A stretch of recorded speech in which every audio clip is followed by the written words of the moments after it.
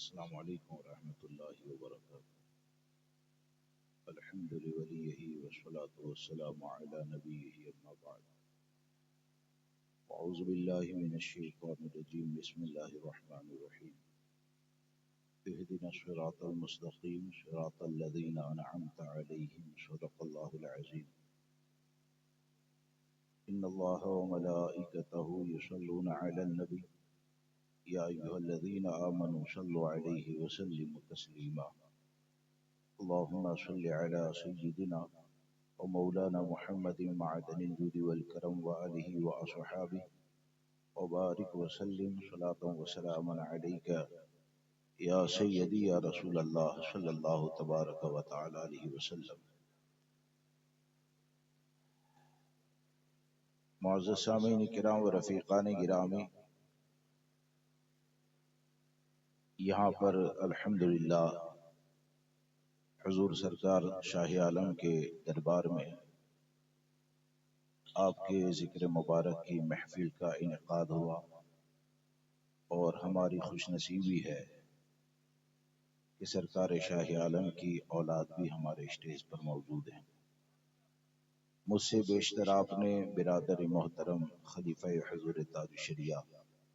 قاضی شہر پیٹلاد حضرت علامہ مولانا توفیق رضا صاحب کی ایک بہترین گفتگو سماعت فرمائی۔ رب تبارک و تعالی مجھے آپ کو سب کو عمل کی توفیق عطا فرمائے۔ میرے پاس مختصر وقت ہے، صرف 2 یا 3 باتیں آپ کے سامنے عرض کر دوں کہ دیکھیے، بزرگان دین کے فیوز و برکات کو حاصل کرنا ہے تو جیسے کہ آپ نے سماعت کیا، ان کی تعلیمات پر عمل کرنا چاہیے، اور یہ ایک دم آسان بات ہے، ہر ایک جانتا ہے کہ جب کوئی کسی سے قریب ہونا چاہتا ہے، جب کوئی کسی کو راضی کرنا چاہتا ہے تو اس کی رضا کے مطابق اپنی زندگی کو بناتا ہے۔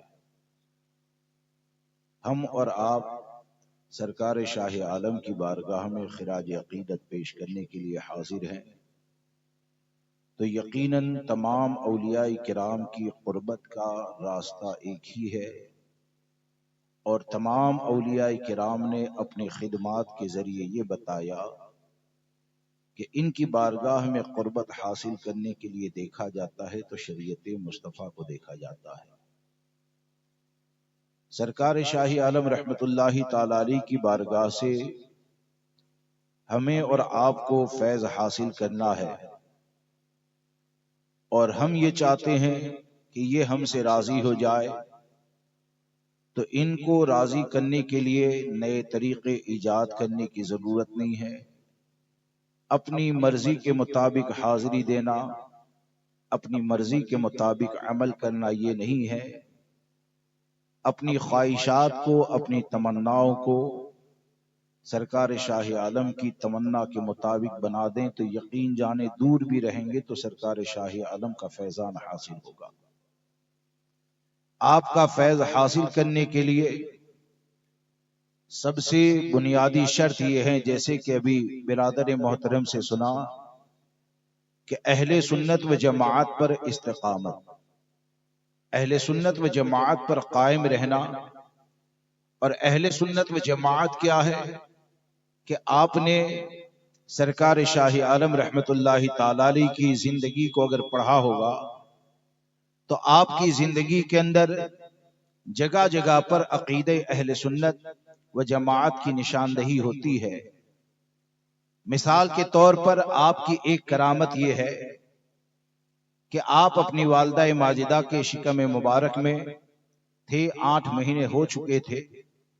اور آپ کی والدہ ماجدہ کو پیٹ میں درد پیدا ہوا، اور لوگوں نے محسوس کیا کہ سرکار شاہ عالم کی ولادت کا وقت قریب ہے۔ اچانک آپ کی والدہ ماجدہ کے شکم مبارک سے آواز آتی، یعنی سرکار شاہ عالم نے یہ بتایا کہ ابھی دنیا میں آنے میں 1 مہینے کی مدت باقی ہے، یعنی دنیا میں ہم 1 مہینے کے بعد تشریف لائیں گے۔ اب یہ آپ کی کرامت ہے، لیکن اس کرامت کے ذریعے ہم کو پیغام کیا دیا گیا سرکار شاہ عالم کی تعلیمات ہم کو کیا بتاتی ہے کہ جب امام الانبیاء صلی اللہ تبارک و تعالی علیہ وسلم کے شہزادے کو 1 مہینے کے بعد جو ہونے والا ہے، جب وہ اپنی والدہ کے شکم میں رہ کر جانتے ہیں، تو امام الانبیاء کے علم غیب کا عالم کیا ہوگا؟ آپ ذرا سوچیں کہ آج کے ماحول میں کئی لوگ ایسے ملتے ہیں کہ مزارات اولیاء پر اگر جانے کی بات آئے تو وہ حاضری کے لیے تیار تو ہو جاتے ہیں، لیکن اپنی جہالت کی بنیاد پر وہ مزار کے اوپر پھول تو ڈالیں گے، لیکن وہ پھول ڈالنے والا جہالت میں کبھی کبھی دیوبندی کے پیچھے نماز بھی پڑھ لیتا ہے، وہابی کے پیچھے نماز بھی پڑھ لیتا ہے۔ اب آپ سوچیں کہ دیوبندی کا عقیدہ یہ ہے کہ معاذ اللہ انہوں نے ہمارے آقا صلی اللہ تبارک و تعالی علیہ وسلم کو پیٹھ کے پیچھے کی خبر سے بے خبر کہا، اور سرکار شاہ عالم نے اپنی کرامت کے ذریعے یہ بتا دیا کہ جب امام الانبیاء کے شہزادے کے علم کا یہ عالم ہے تو یقیناً سرکار شاہ عالم کا اپنی نانا جان کے حوالے سے، امام الانبیاء کے حوالے سے یہی عقیدہ تھا۔ اور اسی لیے ہم یہ کہتے ہیں کہ آج کے دور میں تمام اولیاء کرام، صحابہ اعظام، اہل بیت اعظام کی بارگاہ سے اگر ہم کو جوڑنے والا اگر کوئی قلم ہے تو اس قلم کے تاجدار کو امام احمد رضا کہا جاتا ہے۔ تمام بزرگوں کے انتخاب کا نام امام احمد رضا ہے۔ سرکار شاہ عالم کا یہ عقیدہ جب آپ پڑھیں گے اور دیوبندی کے عقیدے کو دیکھیں گے تو آپ کو یہ نظر آئے گا کہ سرکار شاہ عالم کی بارگاہ سے اگر دور کرنے والی کوئی جماعت ہے تو اس جماعت کو دیوبندی وہابی جماعت کہا جاتا ہے، اور سرکار شاہ عالم کی بارگاہ سے جوڑنے والا اگر کوئی قلم ہے تو بریلی سے آواز آتی ہے، اور کوئی غیب کیا تم سے نیہا ہو بھلا، جب نہ خدا ہی چھپا تم پہ کروڑ۔ اس سے یہ بات سمجھ میں آتی ہے کہ یقیناً امام احمد رضا یہ تمام بزرگوں کے اس انتخاب کا نام ہے کہ جو بارگاہ امام احمد رضا سے جڑ جائے گا وہ اولیاء کرام کی بارگاہ کا ادب کرنے والا بن جائے گا، وہ اولیاء کرام کی بارگاہ کا فیض حاصل کرنے والا بن جائے گا۔ اسی طرح آپ دیکھیں کہ سرکار شاہ عالم رحمت اللہ تعالی علیہ جس رات میں آپ دنیا کے اندر تشریف لائے صبح صادق کے وقت میں، تو حضرت قطب عالم رحمت اللہ تعالی علیہ کی عادت کریمہ تھی کہ وہ رات میں کسی دور کے گنبد میں جا کر اللہ تبارک و تعالی کی عبادت کرتے تھے۔ اس رات میں آپ نے نبی اکرم صلی اللہ تبارک و تعالی علیہ وسلم کا دیدار کیا، اور ہمارے آقا صلی اللہ تبارک و تعالی علیہ وسلم نے سرکار شاہ عالم رحمت اللہ تعالی علیہ کی پیدائش کی بشارت عطا فرمائی، اور آپ کی تعظیم و تقریم کے بارے میں فرمایا، ایک خرقہ بھی عطا فرمایا، اور یہ بھی فرمایا کہ یہ جو میرا شہزادہ ہے جو آپ کے وہاں پیدا ہونے والا ہے، اللہ تبارک و تعالی انہیں مقام محبوبیت عطا فرمائے گا۔ سرکار شاہ عالم رحمت اللہ تعالی علیہ کے والد ماجد حضرت قطب عالم اپنے گھر کے اوپر تشریف لاتے ہیں، سرکار شاہ عالم کی ولادت مبارک ہوتی ہے، اور جو خرقہ امام الانبیاء صلی اللہ تبارک و تعالی علیہ وسلم نے سرکار قطب عالم کو عطا فرمایا تھا، آپ کے سیدھے کان میں اذان کہی گئی، الٹے کان میں اقامت کہی گئی، اور وہ خرقہ سرکار شاہ عالم کو پہنایا گیا۔ اب اس میں کئی چیزوں کے واضح ثبوت ہے۔ اس کرامت کے اندر عقیدہ اہل سنت و جماعت کی جگہ جگہ پر آپ کو روشنی نظر آئے گی۔ پہلی بات تو یہ ہے کہ دیوبندی یہ کہتا ہے کہ نبی سے مانگو گے تو نبی کچھ نہیں دے سکتے ہیں، اور قطب عالم رضی اللہ تبارک و تعالیٰ عنہ کو امام الانبیاء نے بعد وصال سرکار شاہ عالم کے لیے خرقہ بھی عطا فرمایا، جو پیدا ہونے والے ہیں اس کے بارے میں بشارت بھی عطا فرمائی، اور یہ تمام چیزیں ہم کو یہ بتاتی ہے کہ دیوبندی کا یہ جو عقیدہ ہے کہ معاذ اللہ امام الانبیاء یہ مر کر مٹی مٹی میں مل گئے تو یہ دیوبندی کا وہ عقیدہ ہے کہ جو عقیدہ جس کا بھی بن جائے گا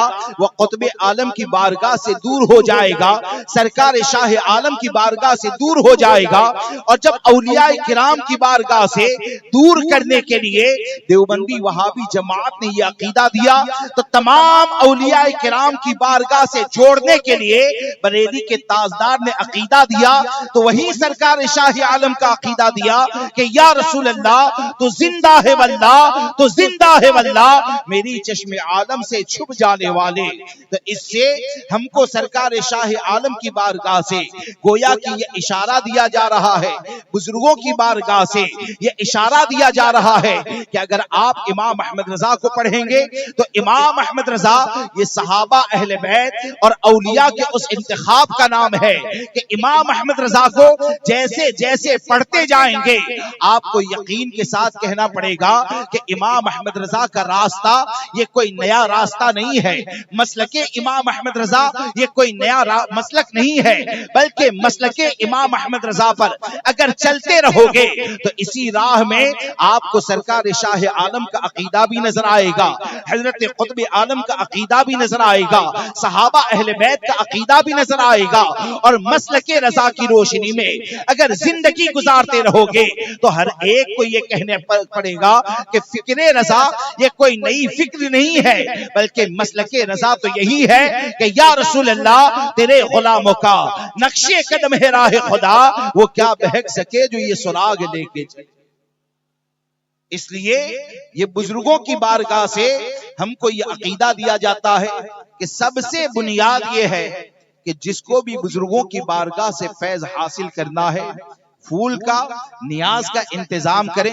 غریبوں کو کھانا کھلائیں، لیکن یہ کہ کھانے کا انتظام کرنے سے پہلے اپنی نسبت کو درست کریں، اپنے عقیدے کو صحیح کریں، تسلف فی الدین اختیار کریں۔ اگر تسلف فی الدین ہوگا تو انشاءاللہ عز و جل یہ بزرگوں کی نسبتیں ہماری حفاظت فرمائے گی۔ اور دوسری چیز یہ ہے کہ سرکار شاہ عالم رحمت اللہ تعالی علیہ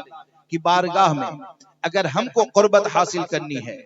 تو سرکار شاہ عالم رحمت اللہ تعالی علیہ کی بارگاہ یہ وہ بارگاہ ہے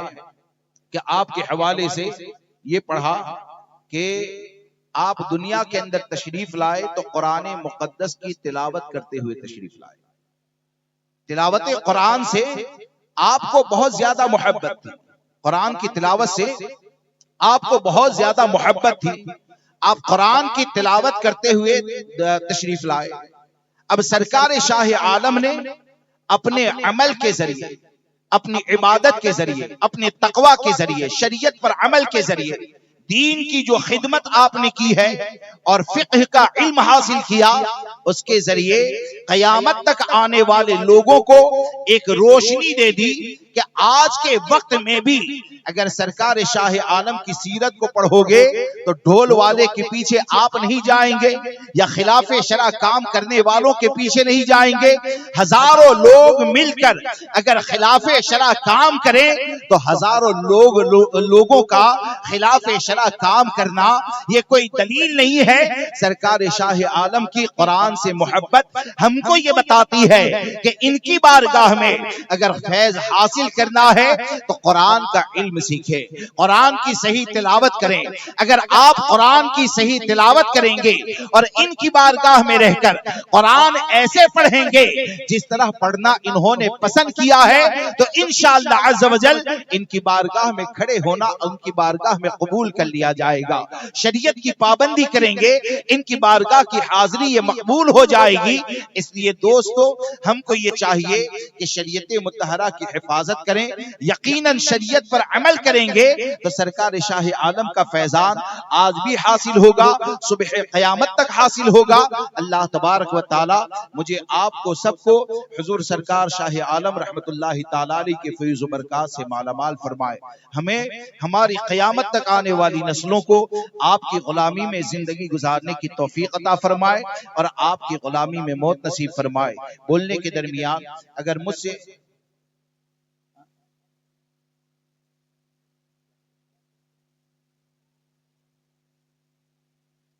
درود پاک پڑھیے، اللہم صلی علی سیدنا و مولانا محمد معدن الجود والکرم وآلہ وصحابہ وبارک وسلم صلاۃ و سلام علیک یا سیدی یا رسول اللہ صلی اللہ تبارک و تعالی علیہ وسلم۔ ایک آخری بات سماعت فرما لیں کہ دیکھیے یہ جو اولیاء کرام کی بارگاہ ہے، آج کا اگر آپ ماحول دیکھیں گے نا،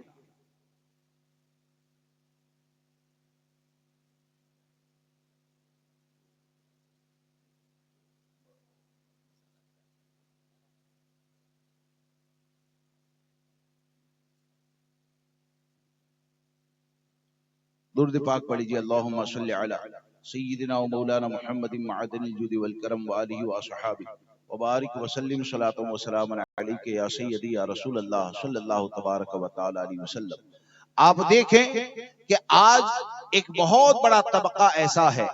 مزارات اولیاء پر آتا ہے، یقیناً اولیاء کرام سے وہ محبت کرتا ہے، لیکن دین سے دوری کی بنیاد پر وہ نہ جانے کون کون سے مقاصد کو لے کر آتا ہے۔ اصل مقصد یہ ہوتا ہے کہ آپ سرکار شاہ عالم کی اگر زندگی کو دیکھیں گے تو سرکار شاہ عالم نے اپنی بارگاہ میں رہنے والوں کو ولایت کا مرتبہ عطا فرمایا۔ آپ اگر سرکار شاہ عالم کی زندگی کو دیکھیں گے تو آپ کی بارگاہ میں رہنے والے کو آپ نے حدیث مصطفیٰ کا علم عطا فرمایا، آپ کی بارگاہ میں رہنے والے کو شریعت مطہرہ کی پابندی کا جذبہ عطا فرمایا۔ لیکن یہ کہ آج اگر آپ دیکھیں گے تو ہزاروں لوگ ایسے نظر آئیں گے کہ جو سرکار شاہ عالم کی بارگاہ میں، اولیاء کرام کی بارگاہ میں حاضری دینے کے لیے تیار تو ہو جاتے ہیں، پھول اور چادر چڑھانے کے لیے تیار تو ہو جاتے ہیں، لیکن یہ کہ فرض نماز کی ادائیگی کا معاملہ آئے تو چادر چڑھانے والا، پھول چڑھانے والا، فاتحہ پڑھنے والا، آدھا گھنٹہ حاضری دینے والا کئی مرتبہ یہ نمازوں سے غافل ہو جاتا ہے۔ اس بات کو یاد رکھ کر چلیں کہ یہ وہ بزرگان دین ہے کہ وہ دنیا یقیناً عطا فرماتے ہیں، لیکن بزرگوں کی بارگاہ سے جب بھی دنیا دی جاتی ہے تو آپ ان کی سیرت کو پڑھیں، ان کے قریب رہنے والے کو سب سے پہلے اگر وہ دیتے ہیں تو دین کی دولت عطا فرماتے ہیں، شریعت مطہرہ کی محبت عطا فرماتے ہیں۔ اب سرکار شاہ عالم رحمت اللہ تعالی علیہ جن کا یہ معاملہ کہ روزانہ 1000 رکعت نوافل کو ادا فرمائیں اور ان سے محبت کرنے والا اگر فرائض سے غافل ہو جائے تو آپ مجھے بتائیں کہ فرض کو چھوڑنے والا جب سرکار شاہ عالم کی بارگاہ میں کھڑا ہوگا تو ذرا یہ سوچیں کہ ہمارا عقیدہ یہ ہے کہ آج بھی سرکار شاہ عالم اپنی قبر انور میں زندہ ہے، ہمارا عقیدہ یہ ہے کہ آج میں جو بولتا ہوں وہ بھی سرکار شاہ عالم سن رہے ہیں، آپ آ کر بیٹھے ہیں اسے بھی سرکار شاہ عالم ملاحظہ فرما رہے ہیں۔ ہم سنی ہے، ہمارا عقیدہ یہ ہے کہ اولیاء کرام یہ اپنی قبر انور میں زندہ ہے، تو آپ ذرا یہ تصور کریں کہ کیا سرکار شاہ عالم کی بارگاہ میں آپ کی حیات ظاہری میں بے نمازی آ کر کھڑا ہو جائے تو کیا کوئی ایسی ہمت والا پایا جاتا تھا کہ ایک وقت نماز کا گزر جائے اس کے بعد کی آپ کی بارگاہ میں کھڑا رہے؟ ایسا کبھی نہیں ہو سکتا ہے۔ یعنی ہم کو یہ اشارہ دیا جا رہا ہے کہ ان بزرگوں کی بارگاہ میں اگر فیضان کو حاصل کرنا ہے تو ان کے دربار میں داخل ہونے سے پہلے اپنے تصور کو اتنا پاکیزہ کریں، اپنے آپ کو شریعت کا ایسا پابند بنائیں کہ ان کی بارگاہ میں کھڑے ہونے سے پہلے اپنے گناہوں سے توبہ کریں اور دل ہی دل میں کہیں کہ حضور آپ تو شریعت پر عمل کرنے والے تھے، آپ کا یہ غلام آج سے شریعت کی پابندی کرے گا۔ اگر داڑھی مڑواتے ہیں تو آپ یہ کہیں کہ حضور آپ تو ہم شبیہ مصطفیٰ ہے، آج سے آپ کا غلام آپ کے طریقے پر عمل کرتے ہوئے چہرے پر سنت مصطفیٰ کو سجائے گا۔ آپ ان کی بارگاہ میں داخل ہونے سے پہلے یہ عہد کریں کہ حضور نے آپ نے اہل سنت و جماعت کی نشر و اشاعت کے لیے اپنی زندگی کو گزارا ہے، ہم سنی بن کر رہیں گے اور تسلف فی الدین اختیار کریں گے، اور جیسے جیسے ان کی زندگی کے گوشے کو اپنی زندگی کے سانچے میں ڈھالنے کی کوشش کریں گے تو یقین جانے جب آپ ان کی بارگاہ میں بیٹھیں گے تو اتنا عطا کریں گے کہ اللہ یہاں بھی عزت عطا فرمائے گا، میدان محشر میں بھی عزت عطا فرمائے گا۔ اس لیے بزرگان دین کی بارگاہ کا فیض حاصل کریں، شریعت پر عمل کریں۔ اور برادر محترم نے خاص مجھے ایک بات کہی کہ لڑکیوں کے حوالے سے کچھ فرما دیں. یعنی آج جو ماحول ہے، یعنی لڑکیاں جو بھاگ رہی ہے یا جو خرابیاں پیدا ہو رہی ہے، تو اس کے حوالے سے تو میں یہی عرض کرنا چاہتا ہوں کہ دیکھیے جب برائیاں پھیلتی ہے تو برائی جس جگہ سے داخل ہوتی ہے وہ دروازہ بند کرنا لازم ہوتا ہے. اگر وہ دروازے کو بند نہیں کریں گے تو برائی کا خاتمہ کیسے ہوگا؟ اب لڑکیوں کا جو معاملہ ہے نا، تو لڑکیوں کے معاملے میں آپ دیکھیں دو چیزوں کا بہت بڑا دخل ہے. ایک تو کالج کا دخل ہے اور ایک تو موبائل کا دخل ہے. اور یہ ماں باپ کی ذمہ داری ہے کہ ان چیزوں سے اپنی نسلوں کو بچائیں اور اپنی نسلوں کی حفاظت کریں. آج یہ کتنے بڑے افسوس کا مقام ہے کہ ہمارے خاندان میں پیدا ہونے والی بچیاں، ہمارے خاندان میں پیدا ہونے والی بچیاں جن کے کان میں اذان کہی جاتی ہے، جن کے کان میں اقامت کہی جاتی ہے، افسوس کا معاملہ یہ ہے کہ وہ جوان ہو جاتی ہے، ہیرو کی محبت، داڑھی مونڈوں کی محبت، حد تو یہ ہے کہ کفر و ایمان کی تمیز کو ختم کرتے ہوئے معاذ اللہ رب العالمین وہ ارتداد کے فتنے کی طرف آگے بڑھ رہی ہے، اور ہم کو اس چیز کا احساس بھی نہیں ہے. ہم کو یہ سوچنا چاہیے کہ اللہ تبارک و تعالیٰ نے یہ جو بچیاں عطا فرمائی ہے 17 سال تک 18 سال تک، اگر وہ آپ کے خاندان کے اندر رہتی ہے اور آپ کی تربیت کے اندر رہتی ہے تو اس کے دل کے اندر ایک ہیروئن کی محبت پیدا ہو گئی. ہیروئن کا لباس بے حیائی والا اس کے جسم کے اوپر آ گیا، بے پردگی کی عادت جب اس کی بن گئی تو آپ نے کبھی یہ نہیں سوچا کہ آپ نے اپنی بچی کا نام جب فاطمہ رکھا، جب کنیز فاطمہ رکھا، جب نور فاطمہ رکھا، جب رضا فاطمہ رکھا، تو یہ نام رکھا کس لیے ہے؟ نام اس لیے رکھا کہ ہر سنی یہ جانتا ہے کہ نام رکھا جائے تو سیدہ فاطمہ الزہرا کے تقوی کا صدقہ اسے مل جائے. نام اس کا رکھا جائے تو سیدہ فاطمہ الزہرا کی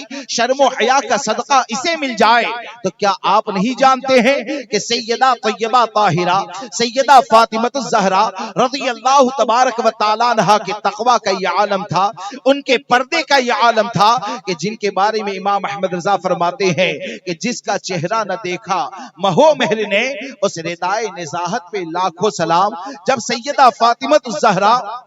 رضی اللہ تبارک و تعالیٰ عنہا خیر القرون کے اندر رہ کر پردے کا انتظام کرتی ہے، تو آج تو قرب قیامت کا معاملہ ہے.